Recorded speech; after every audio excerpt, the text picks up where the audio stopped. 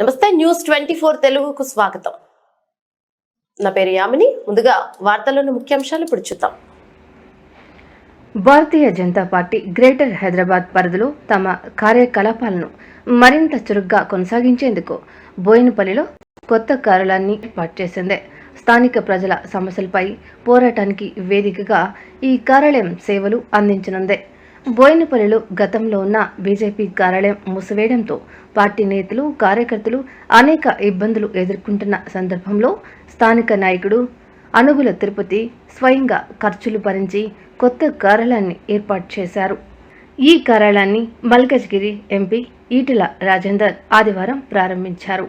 ఈ సందర్భంగా ఆయన మాట్లాడుతూ ఓల్డ్ బోయినపల్లిలో కొత్త కార్యాలయం ప్రజలకు పార్టీ కార్యకర్తలకు బలమైన వేదిక అవుతుంది అన్నారు. హైదరాబాద్లో ప్రజల తరపున బీజేపీ నిలుస్తుందని పేర్కొన్నారు.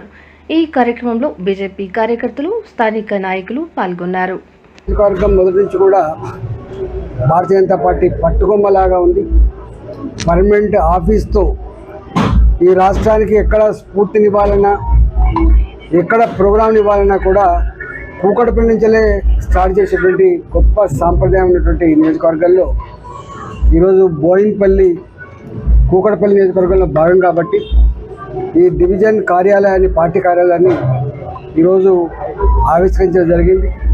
మా జిల్లా పార్టీ అధ్యక్షులు మల్లారెడ్డి గారు, కాంతారావు గారు, వడ్డేపల్లి రాజు గారు, గిరివర్ధన్ రెడ్డి గారు, అదేవిధంగా తిరుపతి లోకల్ లీడర్ సంతోష్ గౌడ్ గారు, కృష్ణ నాయకుల సమక్షంలో ఈరోజు ఇక్కడ పార్టీ కార్యాలయాన్ని ఆవిష్కరించుకున్నది నిత్యం మా స్థానిక నాయకులు ప్రజలకు అందుబాటులో ఉండి ప్రజలకు ఒక రేషన్ కార్డు కావాలన్నా, ఒక డబుల్ బెడ్రూమ్ కావాలన్నా, ఇక్కడ మురికి కాలువలు బాగుపడాలన్నా, తాగే నీళ్ళు రావాలన్నా, ఎక్కడ ఎవరికి ఏ ఆపద వచ్చినా కూడా ఆ ప్రజానికానికి మేము ఉన్నామనేటువంటి భరోసా ఇచ్చేటువంటి కేంద్రమే ఇవాళ ఇక్కడ ఓపెన్ చేసుకున్న కేంద్రం. కాబట్టి నేను ఈ ప్రాంత ప్రజానికానికి విజ్ఞప్తి చేస్తున్నా, మీకు ఎక్కడ ఏ సమస్యలు ఉన్నప్పటికీ కూడా మా దృష్టికి తీసుకురండి.